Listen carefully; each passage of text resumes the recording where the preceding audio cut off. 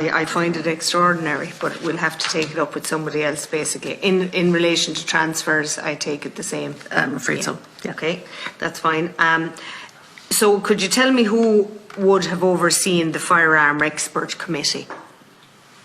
The Firearms Committee, I think, was appointed by the Minister of State. Yes. Yes. But on behalf of the Department of Justice. Well, there was, as I understand it, there was an expression of interest sent, advertised, and the people applied, and they were assessed, and the appointments were made. So, what role do you in the department play in that Firearm Expert Committee? The appointments? No, not the appointments, but in relevance to the committee being set up and what they're set up to do, which is make recommendations. Yes. Or in the appointments, if it's relevant. Sure. We liaised with the Department of Public Expenditure Reform in terms of setting fees. We sent out the advertisements. You're for the committee members. Yes, exactly.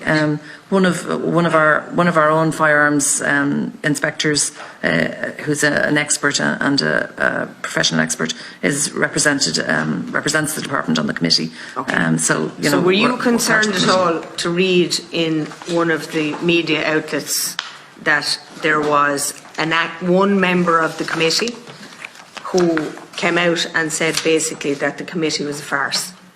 I haven't read that, Deputy, but now surely, to be honest, Ms. big department. It's a big department, but you're the CEO, and it's a fairly damning indictment of something that would be an expert committee of which you have a serving member on.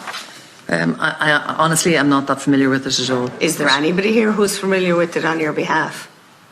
I don't know if Mr. O'Callaghan has any knowledge of this. No, sorry. Now it's well broadcast and it's been in several media outlets.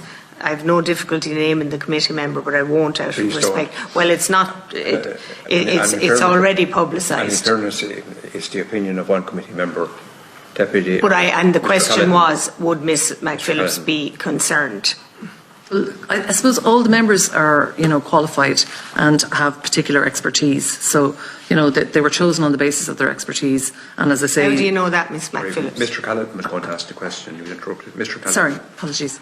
Sorry, I wasn't really going to add much other than to say that the committee was established, the committee did its work, the committee reported. There's now a consultation phase underway.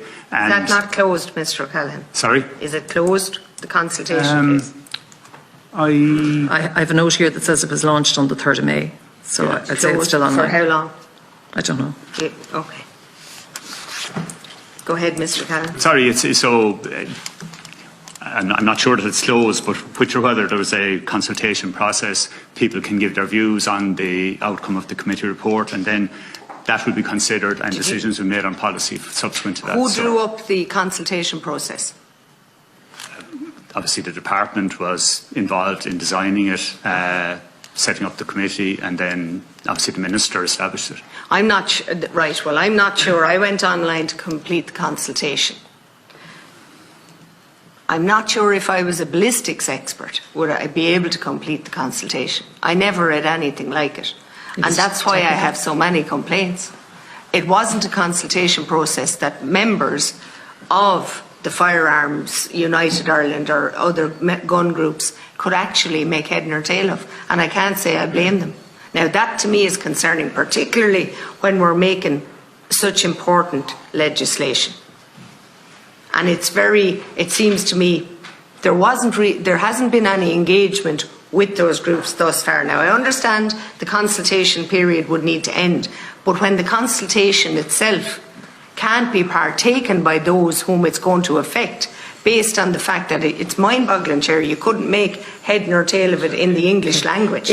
It's not the only means of consultation, though. I understand that the Minister has sought written submissions from the relevant bodies and intends to meet the relevant bodies. I checked that. It would just be helpful that according to the committee, according to the department's website, the consultation period ends on the 2nd of June. 2nd of June. Okay. Chair. Thank you. That's fine. So on that basis, I'd be asking that, I'll come back in, Chair. I would be asking Ms McPhillips that there be proper engagement, because that's what public consultation's about.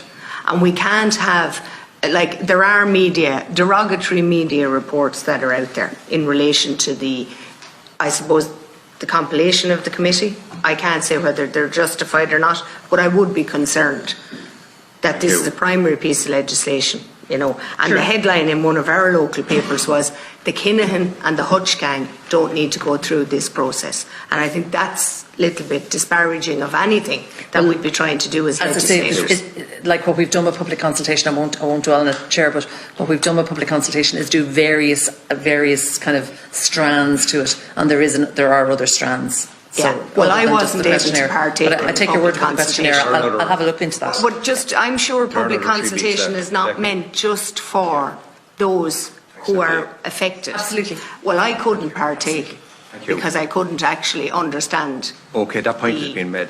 Yeah. Thank you. Thank you. Could you just have